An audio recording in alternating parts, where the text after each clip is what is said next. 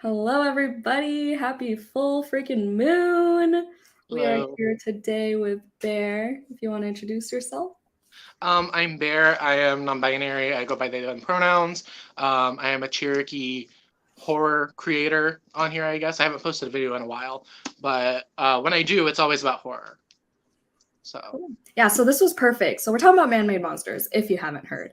I didn't even know that Bear was part of the Cherokee tribe when I picked this and asked them to be a guest. So it was just like, it worked out. It was perfect. it did because I always get asked to like whenever I'm co-hosting something, it's always native books. But this is, I think, maybe the second time I've ever done a Cherokee authored book. Oh, So I'm yeah. really excited that I can provide like actual thoughts on it. Yeah. I always try to do own voices, but this is like own voices, Yeah. like, to a T. And I was like, wow, the universe has spoken, everybody. But hello, thank you for joining. If you're here, if you read the book, let me know in the comments. I feel like, why do I feel so okay? I had 4 hours of sleep, so like my brain is just not working. I might have very incoherent thoughts, just getting that out there right now. And like I just feel so structured right now. Like, who am I? I'm not this. This isn't me. This isn't how I host. I'm like, let me know in the comments. No, but seriously, let me know in the comments if you read it and what your rating was.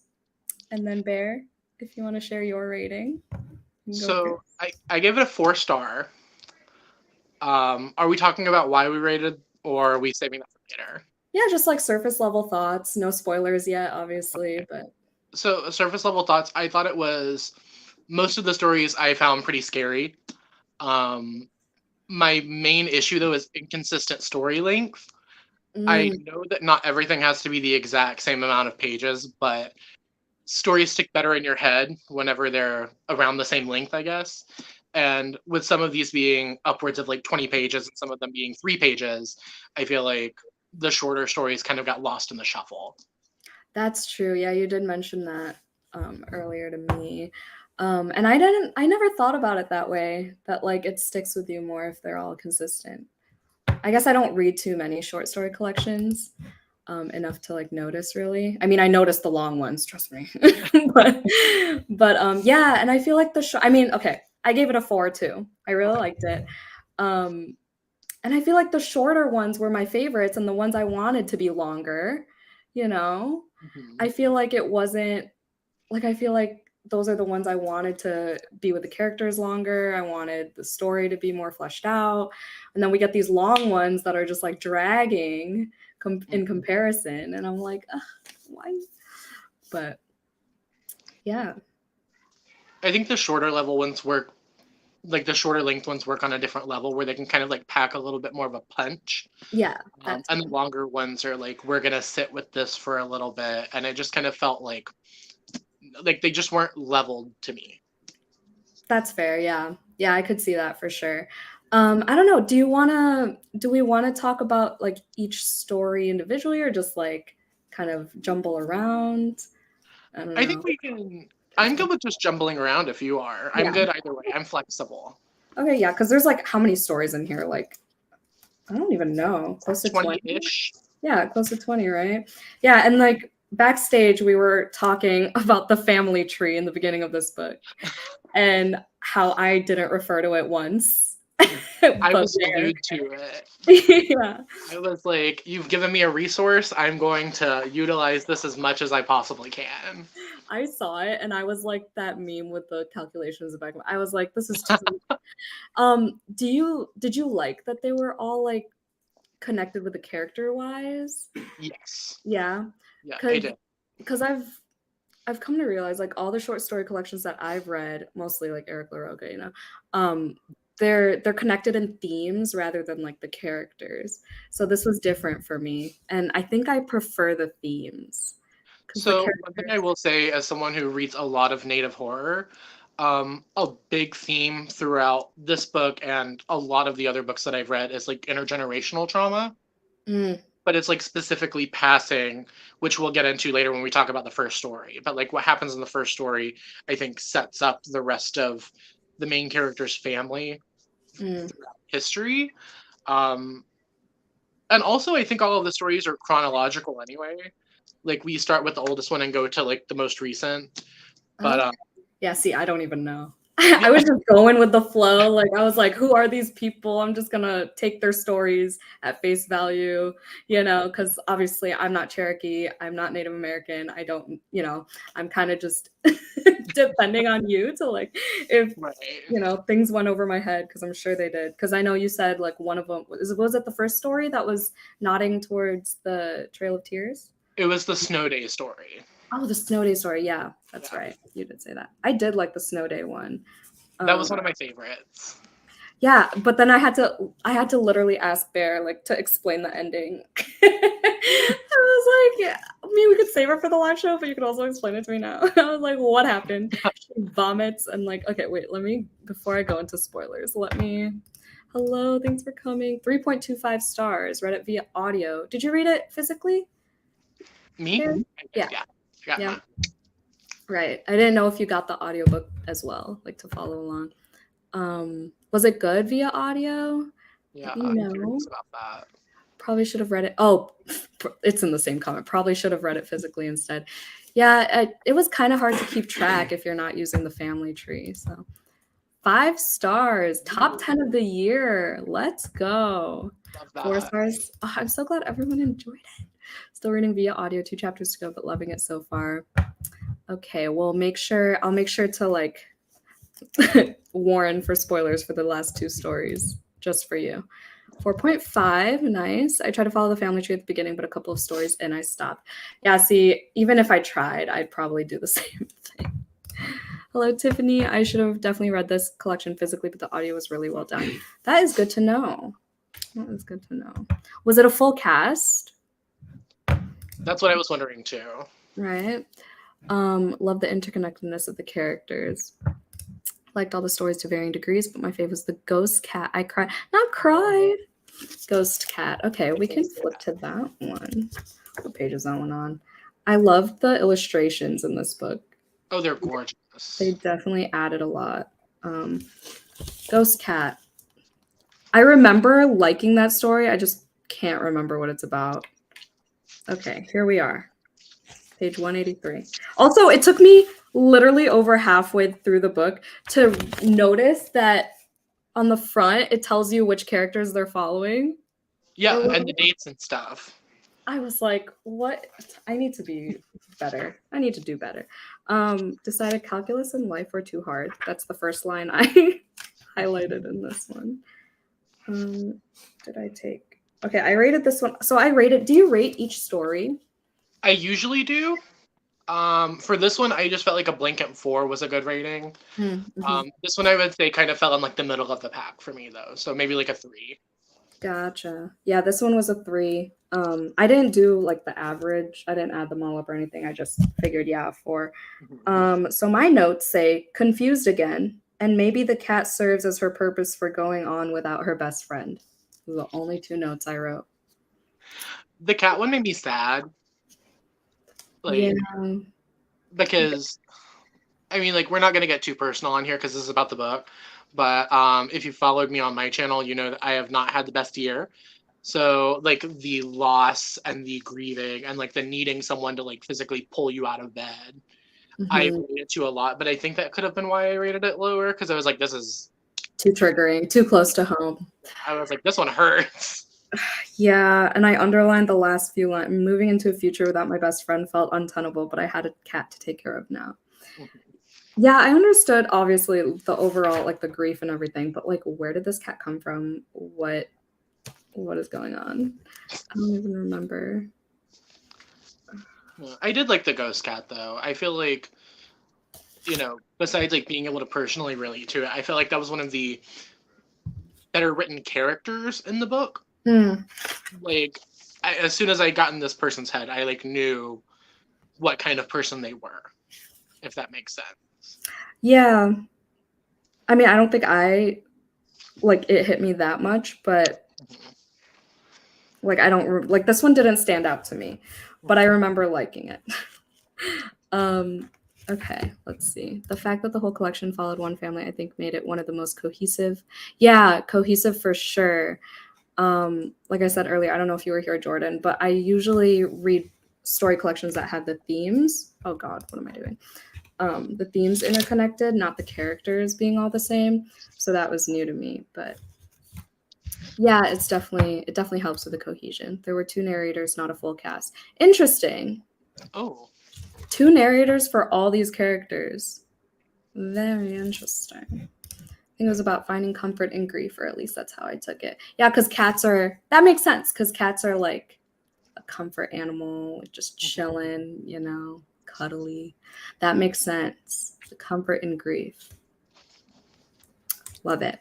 All right, if we want to talk about the first story, because you mentioned it earlier, Bear. Okay, we're gonna probably do spoilers, so beware. So we're talking about the first story right now. All right, first and last story. Perfect. All right. Okay, that's good. First one's called An Old-Fashioned Girl. Let's see what I wrote here. Oh, this is the vampire one. Yeah, this is the one that it's like way back in the day. Yes. And it was about random white I wrote random white men taking advantage of women of color.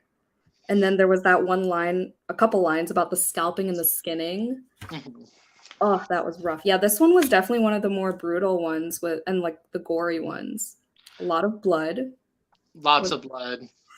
Lots of blood was present. And the fact that they were children bothered me too. Like, true.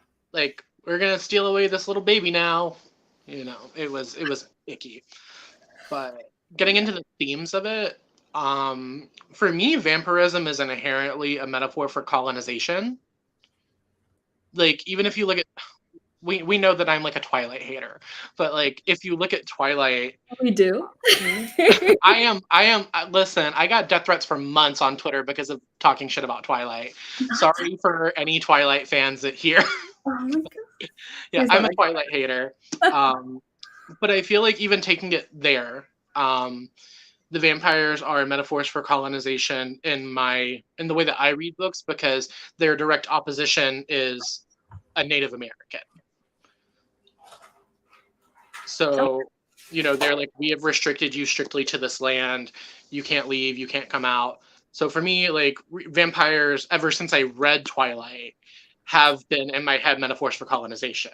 And I think here, where what happens to the main character, it's representative of colonization, but also like the forced assimilation. It's like, we're going to strip away your family, we're going to take away everything from you, and then we're going to make you like us. Love it. This is why this was a great choice to choose Bear as my guest, everyone. Clearly their brain is working a lot more than mine. But yeah, no, I could see it. Yep. Definitely would not have thought of it that way, but yep. Jan's rethinking our friendship because I'm a Twilight hater now. No, I'm actually not a huge Twilight fan. Okay, I had a Jacob hoodie when I was younger, but I haven't read all the books yet. I've only read Twilight twice. But yeah, like I said, I was taking these at face value just because I am who I am and I suck at life. But I really love the revenge aspect of this. I love a good revenge story. I'm like reading over my notes, so because I finished this. When did you see? You even finished this like the beginning or the end of February, right? Yeah, I finished it. I think like the 3rd week of February. Oh my God, and they were everything. I could never be me. Here for Twilight hate. Interesting on vampires. Yeah, I will never I'm never gonna be able to unthink that anymore. Well, now you have the whole rest of the series to read with that in mind. And you know, like my whole brand is vampires, so this is awkward. No, but Twilight is a whole separate breed. That's a whole different. I felt the first story. Even if we take it to like A Dowry of Blood, which is like your number one book, at least that's the book I associate with you the most. Yeah. Vampirism, like Dracula, infects these people because he wants them to be like them. Or he wants them to be like him, where he's like, I now have control over you. I am making you me. So not just a metaphor for colonization, but any kind of like really fucked up power dynamic between these two characters who like inherently have a class difference, I guess, or just like a societal difference. For sure, yeah. It's just like a big recruitment Yeah. session. Yeah. Damn, that's fucked up. I'm sorry. No, no, like you're opening a whole new aspect. Felt like it was true to history besides the vampire. I like Twilight more for the nostalgia, but totally understand everyone who does it. I totally understand. Yeah, this is exactly how I feel about Twilight. It's just the nostalgia for me. And then, okay, I meant to ask you what the symbolism of deer is, because deer and rabbits came up a lot throughout this whole. So for deer, I would like to say right now that I'm like a reconnecting native, like grew up in the city, we're like relearning and reconnecting and stuff. But deer are just very prevalent in native culture in the US in general. Right. But like later in the story, we have like the deer woman story. That's like an actual figure. So deer they're kind of like revered as sacred, I guess.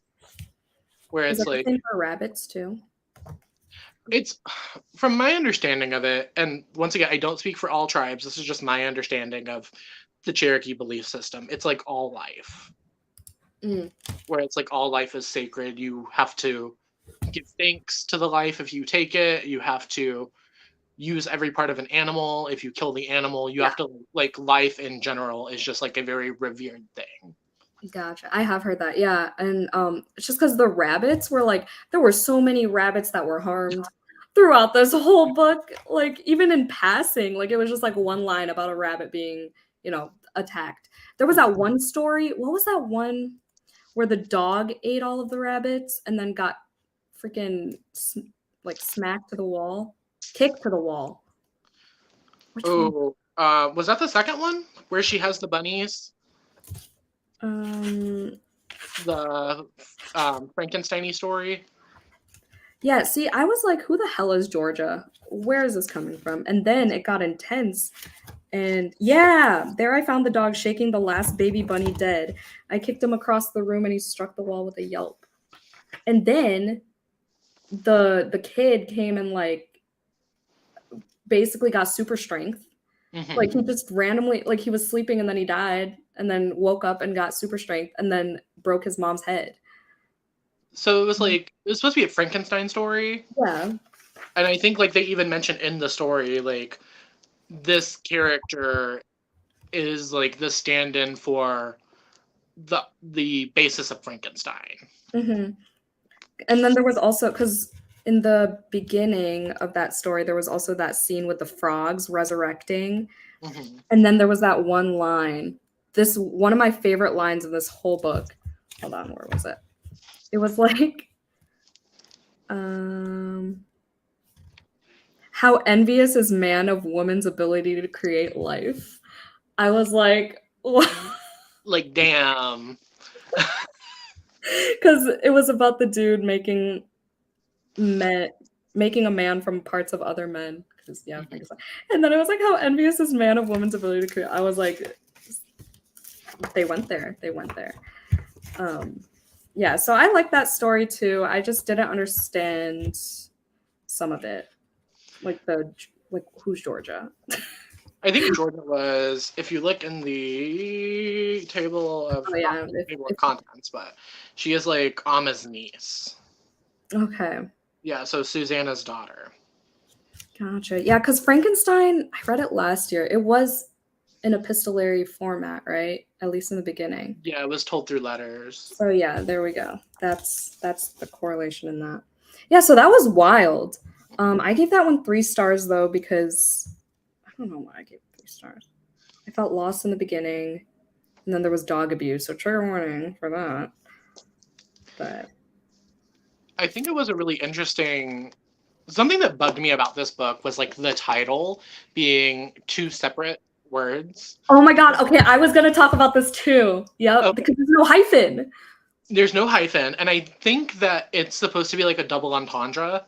So it's like man-made monsters. Like we think of Frankenstein, right? Or like robots or whatever, like things that man creates. But I also think it's interesting that like you have an entire family who is all going through these monstrous transformations that were caused by one man. So it's like this man made monsters. Made the monsters, yeah. And then, or you could think about it as man being humanity as a whole, making monsters just in general, like fucking up the world. Because we suck. But, so yeah, I loved that. I made a note of that too, and I meant to bring it up. So amazing. Glad we're on the same page. Okay, good. What else? What were your favorite and least favorite stories? So we talked about Snow Day. I put my favorites on Instagram, and if I'm blanking on some of them now, I apologize. We talked about Snowy Day or the Snow Day. Because Snowy Day is Ezra Jack Keats. The one with the greaser? The last one, the zombie? No, it was like the one that was set in 1969. Oh, is that the one with the shitty boyfriend? Yeah, Shame on the Moon. Okay, yeah. Oh, wait, that was the Shame on the Moon was the werewolf one with the broken paw, the broken hand. I love that one too. Yeah. And then I did like Alma's Boys, the one with the shitty boyfriend in the camera. Yes, that shitty boy. Yeah, that was the one. Yep. Yeah, same. Okay. I think would be my top 4. Yeah, I think I liked. Wow. Okay, we had pretty much the same favorites. Yeah. Okay. Which one? So we can talk about Snow Day first because that one was a longer one, I believe. I'm so sorry, everyone, for my brain being so scattered. You're good. Oh, Me and My Monster was a cute one too. Which one? Me and My Monster with the goat man. Oh, yeah, that one kind of. I'm not like a monster romance reader. Me neither. So I was like, is this my introduction into monster romance? Oh my god. Oh my god. I don't know why I thought it was just so adorable. Him like coming out of the woods with a bouquet and then like his jeans in one. It was just so cute. But the ending was so sad. The ending, I think I did tear up at that one actually. Like I haven't been a big book crier this year, but like that one got me a little bit in my heart, you know. Yeah, so it was obviously like a nod to like, because it said on the first page it was all boys are monsters. So it was like that was the overall theme. At least in my head. Did you catch the Taylor Swift? There were a couple of Taylor Swifts in here that I caught. There were, like in this one, the invisible thread. I was like, oh my god, Bear's a Swiftie. This is perfect. I'm gonna bring I see you, Andrea L. Rogers. And then I think later they were literally like, oh no, this character's a Swiftie. And I was like, me too. If we relate to anything, to nothing else, it's that. And I was like, this one checked off all 3 of my identity boxes, native, horror, and Taylor Swift. That's so funny. Vampires were never good guys till Twilight. They were always villains and usually upperclassmen. This is true. I did read a thing about this, yeah. Oh yeah, Shame on the Moon. Okay, so that one was intense because that one was definitely one of the shorter ones that packed a punch for sure. Because like if you blinked, you missed it, type thing. See, I grew up on Grease, so like any kind of greaser reference, I'm like immediately more interested in. But I was like, ooh, I like this, and he's like defending his sister from this shitty white dude. And, you know, he can't defend his sister all the way because she gets turned into a vampire. Wait, we're talking about 2 different stories. Are we? I'm talking about... Oh, wait. You're talking about the right story. I'm talking about Hellhound in No Man's Land. Oh, okay. I got them mixed up because of the moon and the werewolf. Yeah. Sorry. There were a couple of werewolves in here. Yeah, I love a good werewolf story. Sorry, okay, we'll talk about Shame on the Moon since I'm stupid. Where'd it go? You're not stupid. Where'd it go? Okay, yeah. Shitty boyfriend. Yeah, some of these lines hit. Where was that one? There was a line. 97. Okay. There was a line that or a page that I literally dog-eared because I was like, Oh no, this is a whole different. Wow, I'm so all over the place. This is. I'm talking about Happily Ever After. Okay, Shame on the Moon, 97. They need to hunt. Mark was biting Janie's neck. Okay, maybe I don't remember this one. Oh. So this was like the rival basketball team. One of them was a vampire. It starts talking about like the protagonist, and he's like, "Oh, fuck these white vampire guys," right? But then he like tells the story about his sister who was like seduced and killed by a vampire, and then turned into a vampire.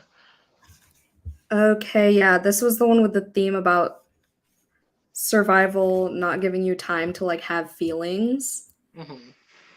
Yeah, okay. Got it. Yeah, okay, so the first page when he's like, unless like a hairy prehistoric man, I literally wrote Bigfoot question mark, and then the next sentence said werewolf, and I was like, oh, never mind. You thought we were going into Sasquatch territory. Yeah, I gave this one 4 stars.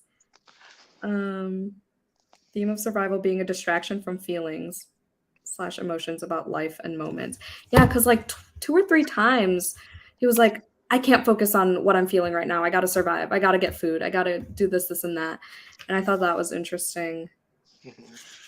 But you really like the Grease part. I did. I'm just like a sucker for that aesthetic. Yeah. I don't want to say time period because it was the 60s and, you know, but like that aesthetic specifically. I just think it's just compelling to me. I don't know. I just think of like Frenchie and her like beauty school dropout moment.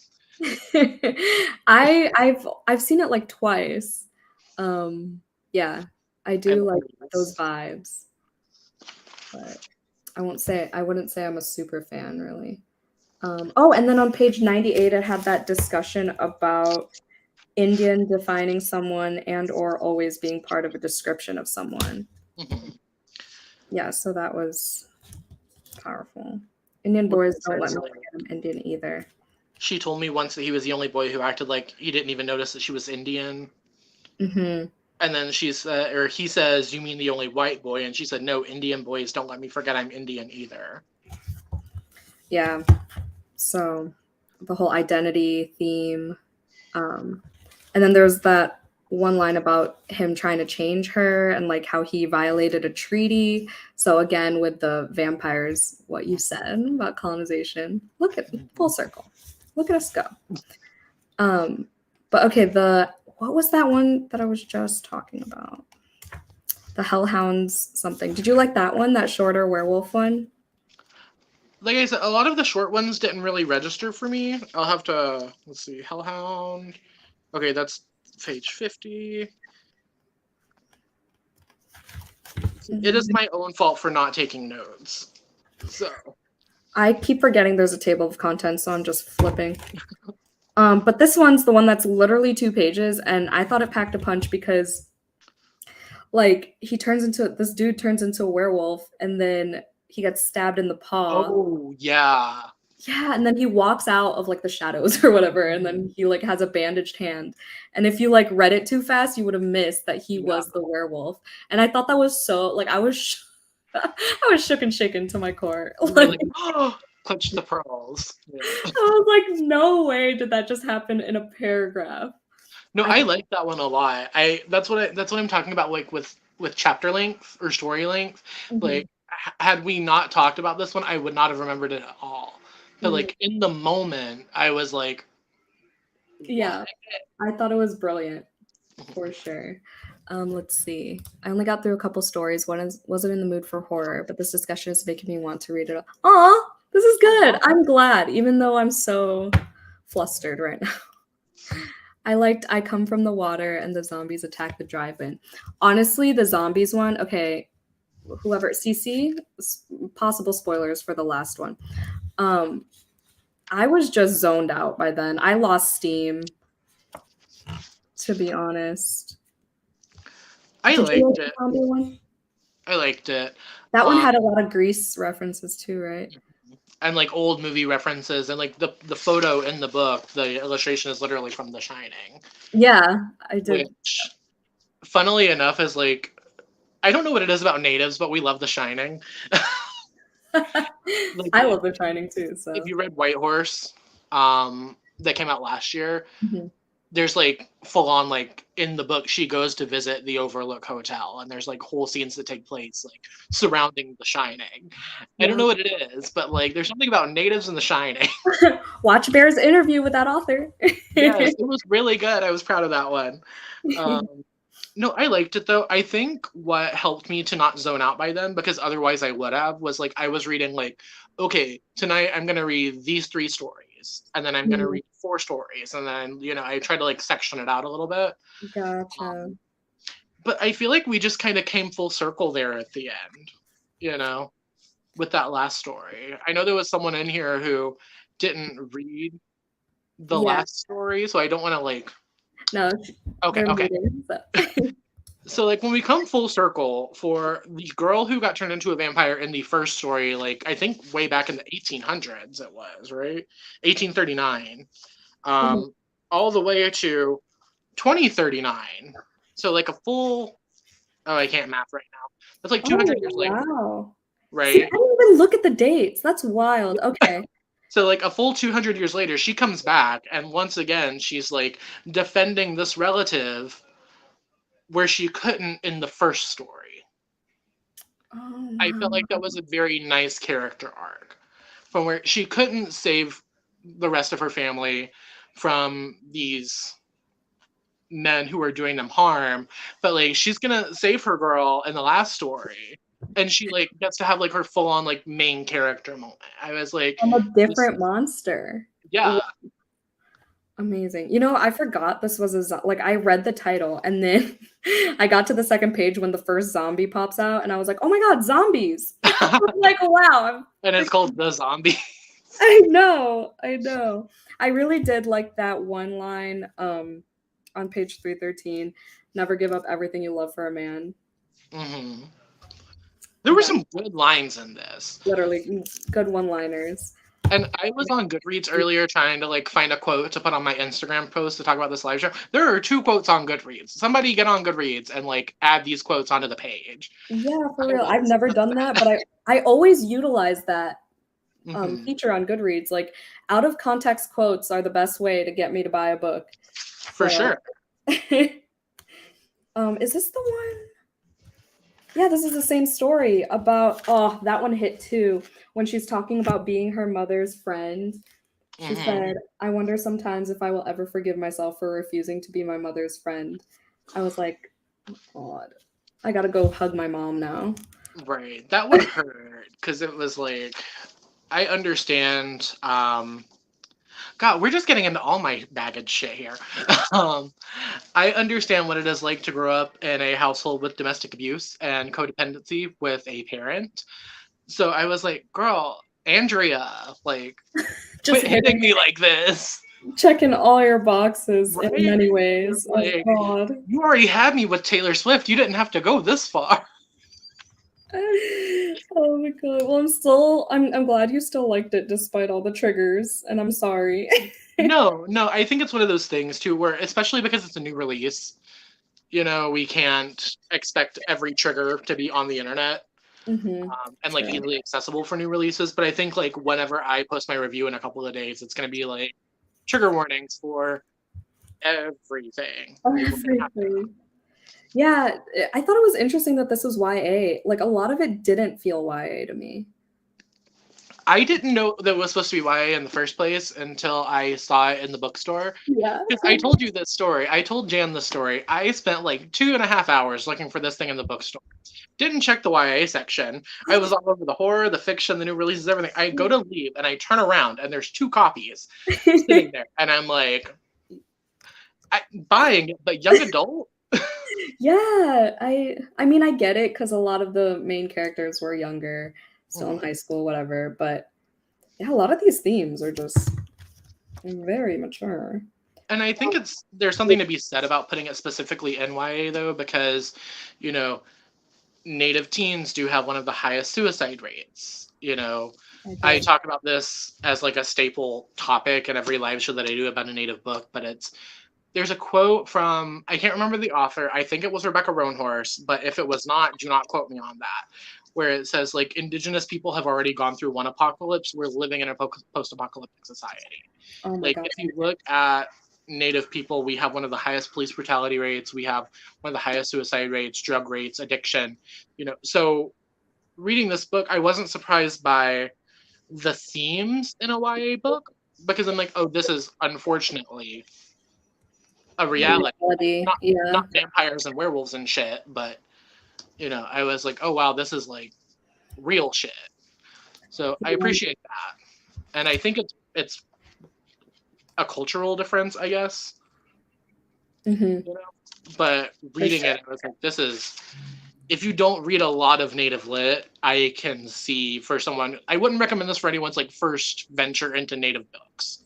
Okay. You know what I mean? That's good to know. Yeah. Yeah, there was, you said alcohol abuse and stuff. There's that one story with the dad dying, or dad getting pulled over, and did you say alcohol abuse? I don't know. But the police brutality thing too, when he got pulled over and they wouldn't believe him that he wasn't drunk. Mm-hmm. Which one was that one? Was that Homecoming? Beats me. It's one of my dark blue tabs because those are my. No, I think Homecoming wasn't that one. I don't think, because that was the one about the brother coming back from war. Oh, it was Snow Day. Was it Snow Day?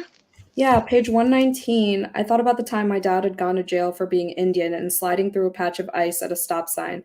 The officer didn't believe he hadn't been drinking. And it made me think of, in college I read, correct me if I'm wrong, but I read the Absolute Part-Time Diary of an, the Sherman Alexie one. The Sherman Alexie. Yeah, and we analyzed it and we talked about how it's a stereotype for like reservations. For people on reservations to always be drunk because there's nothing else to do. So like that's what that made me think of. I think that was the first Native book I read. Yeah. Have you read that one? Yes, I do. Or yes, I have read it. I read it when I was like 14, I think. Okay. And it was like, there's a whole conversation about Sherman Alexie. I've heard. I know he's controversial. Yeah. Yes, I have read the book. I do not own it though. Gotcha. Yeah, I think I sold it too, but that was because it was a college thing. Yeah, but no, that is, like you mentioned, it is it's a common stereotype that we're all like alcoholics. Mm-hmm. And I love how we were both like, oh, Snow Day was my favorite, and then I couldn't even remember this part of this. I know. It makes sense because of the ice. Okay, I guess we'll talk about this one since this one was one of my favorites. This one, yeah. Well, I don't know why I gave it 3 stars. Oh, because of the ending, I didn't understand. But now that I understand that it was a metaphor of her driving around for her sister, definitely a high rating. Because I said I was fully engaged in this one until the very end. What the fuck happened? So I think this is the one that, like, I told you that I don't know what's going on with my lighting. I am so sorry, everyone. Where I had interpreted it as being a metaphor for the Trail of Tears. Mm-hmm. Oh, yeah. Okay. Because, yeah, so basically, these 2 girls who grew up in poverty get dropped off at the library, and the parents, are at work, and they don't realize that the library's closed because it's a snow day, and then they have to walk home, and their toes basically freeze and everything, and then the little sister dies. Yeah. So in the car. So I read it as an interpretation or as a metaphor for the Trail of Tears, because of the walking with people, and she's like kind of dragging her little sister along. It's cold, their toes are freezing. They get to one place and they're like, oh, this is where we're safe, but it's not. They have to keep going. Mm-hmm. They're kind of constantly being taunted with the idea of like, you have to keep going and then you'll be safe and warm. And then they get to their house and then they can't get in their house. And then they go into the garage where they like, oh, we'll just sit in the car and warm up, right? And that's where it does not explicitly say that the youngest sister dies of like carbon monoxide poisoning. Yeah. Well, they don't. Did they have the key? They didn't have the key, right? They just I- found a blanket. They found a big blanket that they wrapped, they cuddled, they took off their shoes because they were soaking wet. Which I felt all of that coldness reading through this because, I live in Illinois, if y'all are new here, and I know what a brutal winter feels like. But so I felt that. But yeah, so they took off their shoes, they cuddled under a blanket, and then some cousin shows up. So right here it says, I turned the key in the ignition. So Okay. they Oh, did have the key. and they were in the garage. Yeah, so it doesn't say how the sister dies, but yeah, where did the cousin come from?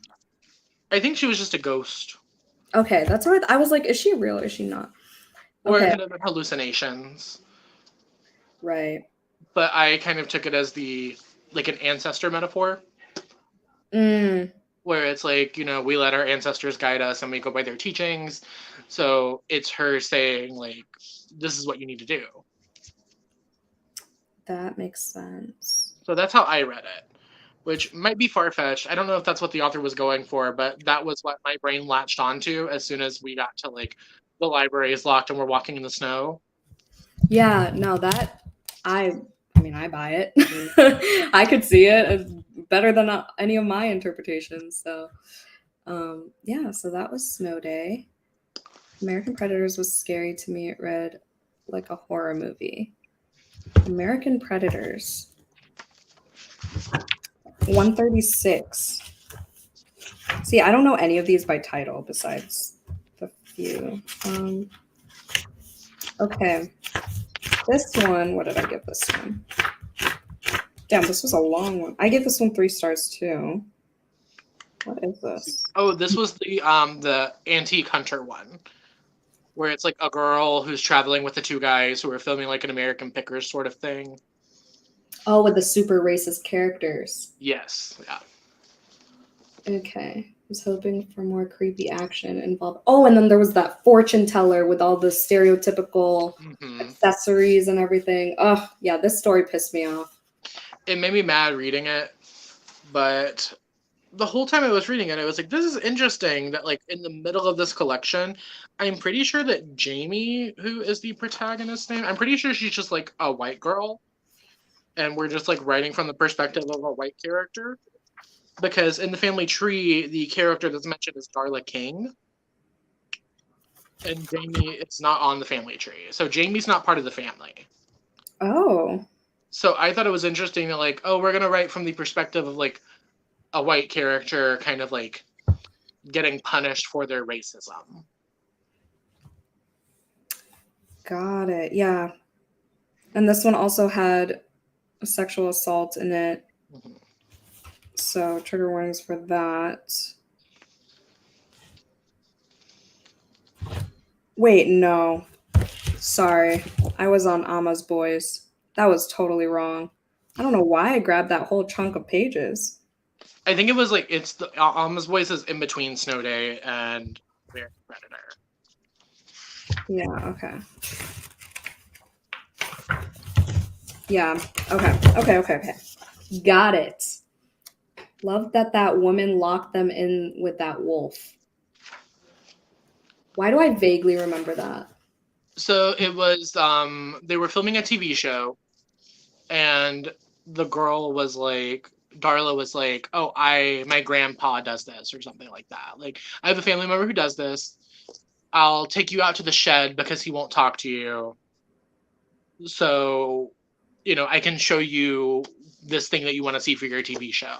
And then she just ends up blocking the 2 racist dudes and the camera girl in the basement, and they get eaten. Yep. I said, you go, Glen Coco. When she locked him in there. Mm-hmm. To me, it read like a horror movie. Yeah, I could see that. Love how Amma pops up throughout the book. Mm-hmm. Is that how you say Amma? Amma? That's how I pronounced it. I'm not. There's a pronunciation guide in the back. There is. Yeah. Oh yeah, and the months. Wow, all the resources that I didn't use. Amazing. Let's see. There's like definitions and stuff in the back. Beautiful. Beautiful. I cried when I read the Aw. Aw. I loved Ama's sort of villain arc, how she used what she became to go after other monsters, or in her words, evil men. So Okay. I kind of view that as like a hero arc almost, though. Oh, yes, sort of villain arc. Yeah. It could go either way. How she I- used what she became to go after other monsters. Right. I was like, oh, she's an anti-hero. Oh, Taylor Swift. Another Taylor Swift reference. I wonder if the author agrees with the YA category. I've seen some authors not agreeing with Goodreads or Amazon classifying their books as certain genres.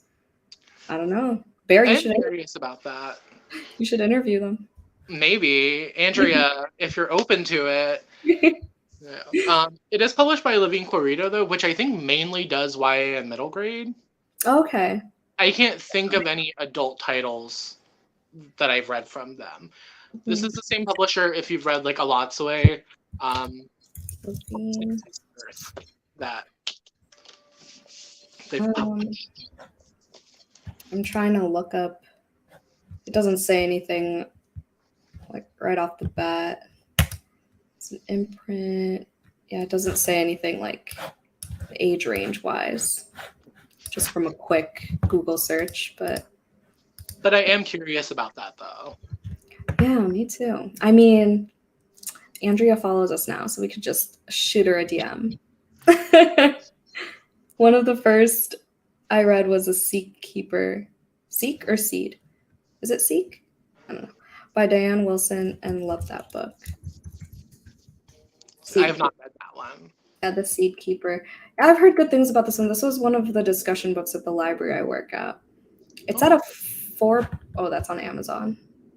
It's at a 4.3 on Goodreads. Damn. That's nice. A haunting novel spanning several generations. There we go again with the intergenerational trauma. Preserve their way. Okay. I will add that to my TBR. American Predator's stories scared me the most because of the POV where it's happening to the reader instead of first person. Wait, what? American Predators, where it's told almost kind of like a found footage thing.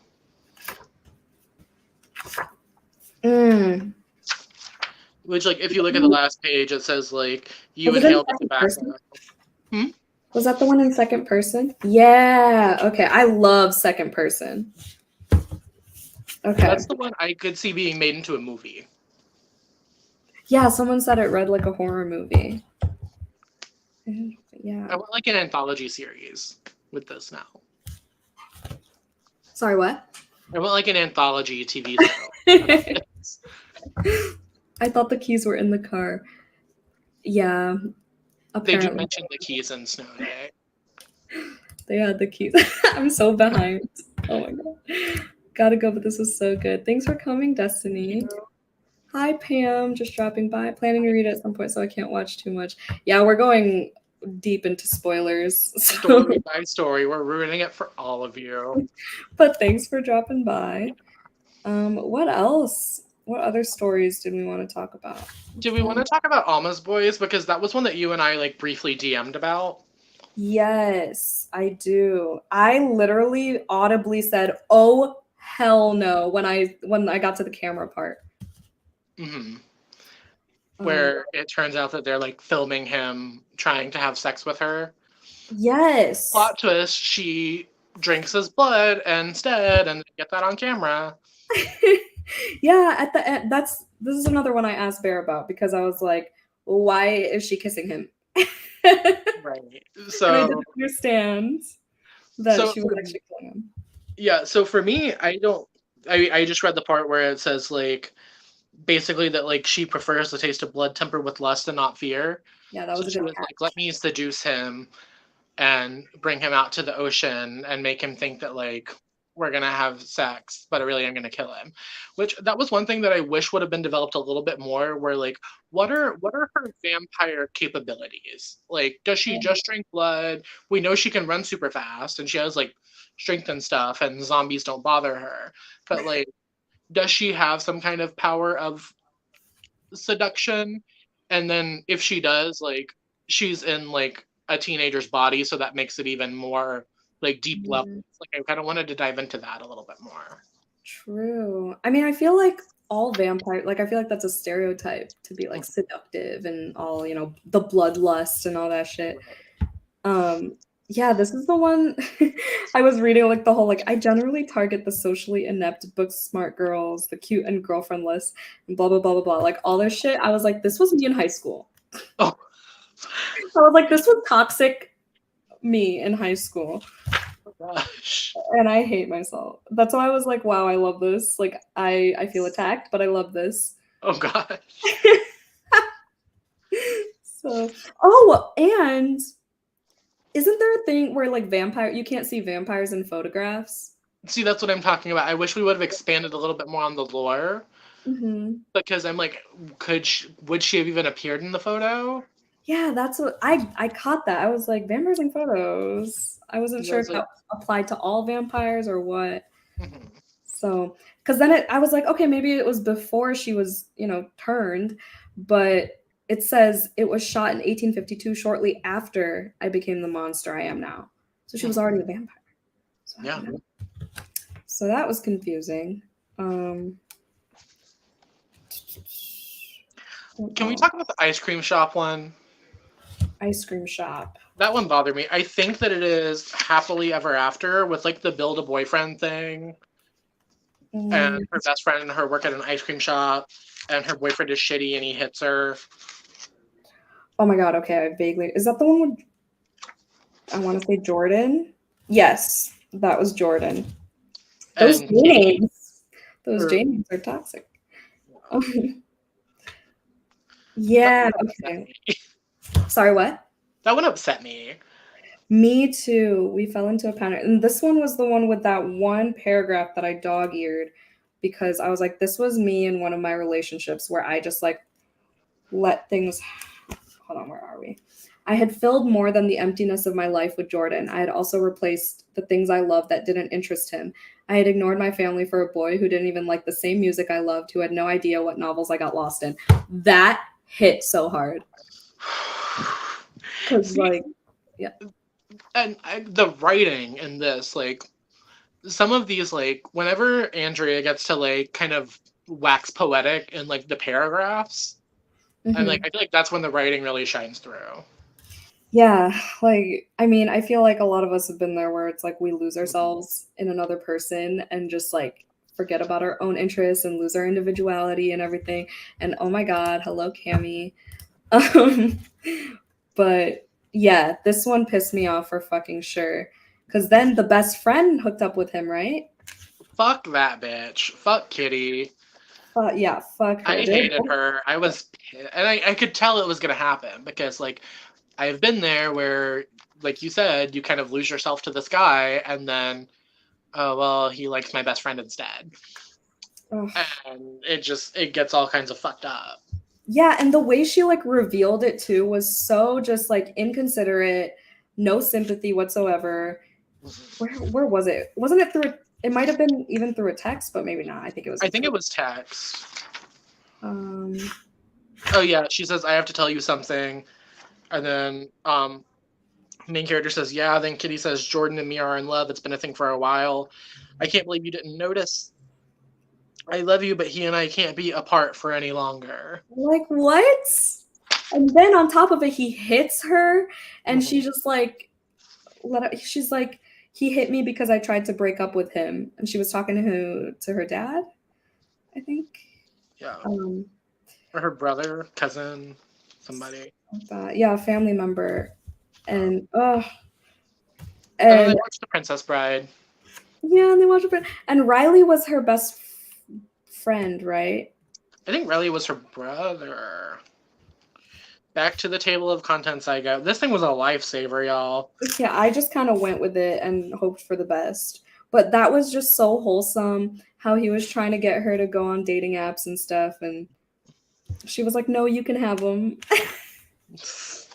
And like, they were just, her family, or Riley, whoever Riley and the dad were.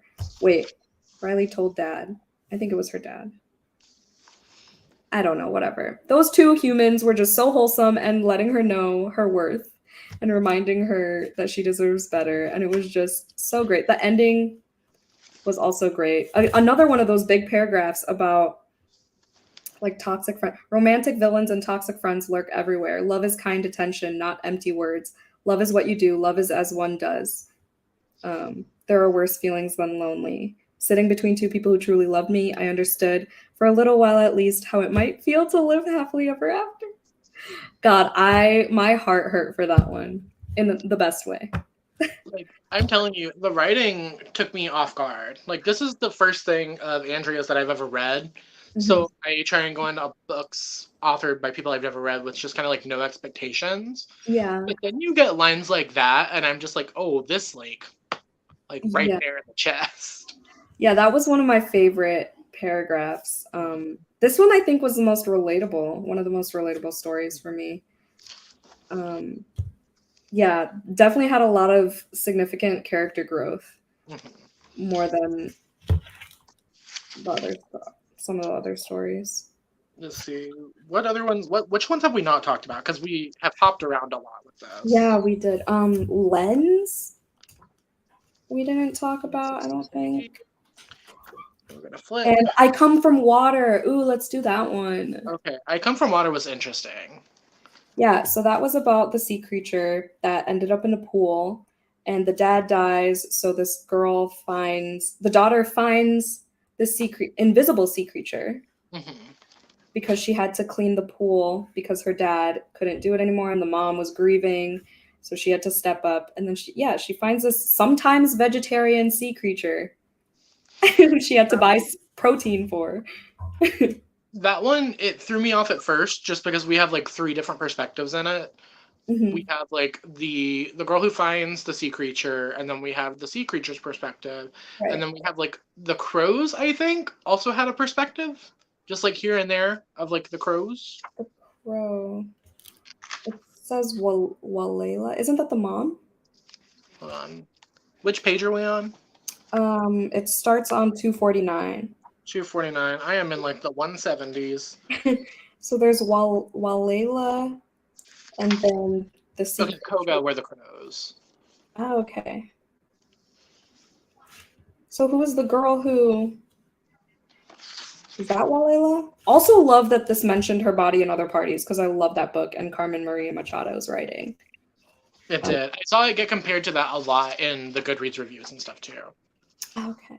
I'll put that in my newsletter then. Because in my newsletter I have like, if you like this, here are some recommendations that I've read. I've never read her body in other parties, but I've heard that I would really like it. Yeah, it's really good. The Husband Stitch is one of my favorite stories of all time. Freaks me out. I bet. Just with that title. When it comes down to it, you can't depend on anyone but yourself. I highlighted that because I say that all the time. I liked I Come From the Water. It kind of took me off guard that we went from like a lot of really, really dark like horror stories to one that it's not what you think of when you think of horror necessarily. Yeah, the horror was the grief and and then they threw a sea creature in there, which everything that is alive, all living things have spirit. You mentioned that earlier. So there you go. Yeah, I didn't really, I guess, get the sea creature element to it. And so then, like, I could be wrong, but we have a creature called the Uktena. And once again, I'm probably pronouncing that very wrong because I remember that. Barely learned how to speak the language. We're working on it. But for me, I think that was kind of like a metaphor for, or like this author's like alien interpretation of the horned serpent. Okay. Yeah, I do remember that creature being mentioned. Okay. That was kind of how I took it. Oh my god. Sorry. Where's my phone? My birth control. Okay. And And then I feel like obviously I love the discussion of the coming out moment and like her mom coming out to her too. I just feel like it came out of nowhere. It mentions throughout the story that the protagonist was queer, right? Like, we got like a few little hints here and there from what I'm remembering. The thing with the mom did come out of nowhere. Yeah, because they were in the car. Oops, I got rid of that comment by accident. They were in the car, and then the main character was just like, "So, do you support gay rights?" And it just like triggered that conversation. I just feel like it was so just like that one felt a little bit forced, but at the same time, it was a good discussion and how the mom was like, "I always seem to fall in love with my best friends. Your dad was the last best friend I ever had," and I was like, "My heart." I was like, we love the pan rep. Yeah, because the daughter was like, "So are you telling me you're not straight either? I just kind of stuffed all that down so my life would be easier, so nobody would talk about me or beat me up because of who I loved. I'm not as brave as you." Like, wow. Which I appreciate that a lot being included. And I think it's also important to like see queer elders in books. But it did come kind of out of nowhere for me until I started thinking about the fact that like she is a Native woman. She is she is in STEM because she's a marine biologist and stuff. Oh yeah. So one thing that I've kind of dealt with like all of like the different identities and stuff is people saying like you kind of have to like pick a struggle. Because like you can be queer or you can be Native or you can be this or that, but like whenever you put them all together, it's like too much. You're asking for too much here. Like, so I think it's like it did come out of love. I think that she could have done a little bit better of a job setting it up in the story, but like thinking back on it, I can understand a little bit more why the character of the mom wouldn't have been like saying a whole lot. We just didn't even get any like alluding to it at all. Yeah, it was just like that scene itself. There was no like transition. Yeah. It was just like, oh, let me just bring up this random topic and like, yeah. But yeah, that makes a lot of sense for sure. Oh, I hate that. The pick a struggle thing. Ugh. I'm like, listen, if I could pick, I would be struggling a lot less.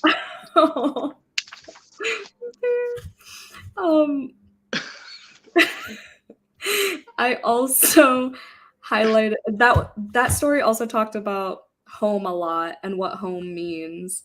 So that hit. Home is where they love us. Home is where they're always waiting. Home was what I lost when I lost my father. My mother and I have been homesick ever since. Yeah, those lines. I just can't. Yeah, I really like that story, actually. It just took me a while to get into.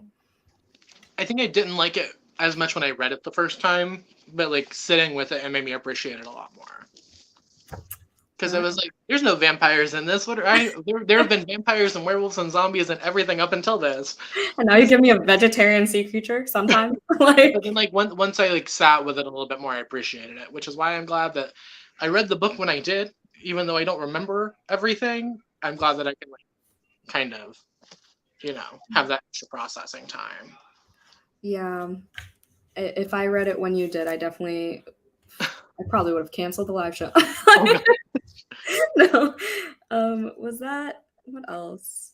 I mean, we're past an hour, so I think you did mention Lens earlier. If you want to touch on that real quick. I don't even remember. I know one of my patrons loved this one, but I didn't take any notes. Oh, Lens was the eye surgery, and where she could see ghosts. Yeah. So was this just a nod to like experimenting in science without consent? That's how I read it. I was like, this feels like the medical discrimination. Okay. Yeah. Okay, cool. I'm glad I got that one. Point for Jan. Yeah, and like that topic always reminds me of The Immortal Life of Henrietta Lacks, if you've read that one. It's an intense book. Like Lakewood by Megan Giddings. Oh, that touches on that too. Okay, I own that book. Oh my gosh, it was one of my favorites last year. Ooh, okay, knowing that. Okay. It was one of my favorites. That makes me want to read it more. I've had it for a while. Made me think of E.T. a bit. The sea creature. I can kind of see that. Yeah, maybe it was just like it was used for like comedic relief or like just a lighthearted element of the story because it was so heavy with the grief and the everything. Right. Lens creeped me out. Lens was creepy when that was the last one I read before bed that night. And I was like, okay, time to put it away. Yeah, this one I didn't really. I think I just like breezed through this one. Yeah, beginning was okay. Transition felt off. It did feel like by the end it was a whole different story from the beginning. Is what I remember feeling like. But yeah, is that it? I think that was most of them, if not all of them. That was most of them. We didn't do an unfairy story. Or Dear Woman. Manifesting Joy. I don't even remember. Are these the shorter ones that you said like are hard to remember? I remember Dear Woman very explicitly. I don't remember that much about the other ones other than the fact that I think the unfairy story was about the little people. Yeah, that one I definitely don't remember anything about. But Dear Woman I liked. I think since we're reaching time, right? If you like The Only Good Indians, you'll like Dear Woman. Okay, I haven't read The Only Good Indians yet, but it's on my radar for sure. We're gonna have to do a video where I pick your TBR and just make you read all of these. This is true. Lakewood, The Only Good Indians, and you could probably come up with one more. But well, probably. Yeah. Okay. We can end on that.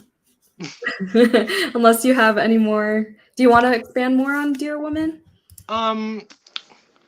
I don't think so. I think I'm good with just leaving it at that, especially because we got in really hard on some of the other stories. Okay. I think we did a good job of wrapping it up. We did. Thank you so much. Could not have done it without you. Truly. I'm obviously would have been so lost. For this awesome book club. Thank you, Bear. We'll never think about vampires the same again. I'm telling you, once it gets in there, it's in there. Literally same. Yeah, thank you so much, Bear. This was so good. Thank you for having me. I fangirled a little bit when you asked me. Oh, stop it. It was like, oh, me. Oh my god. Cutie. All right, everyone. Yeah, go subscribe to Bear if you haven't already. Their channel is linked down below, I believe. I hope. I think so. If not, it's just A2 Brody on BookTube. Yeah, thank you so much for joining. Have a good night. Bye.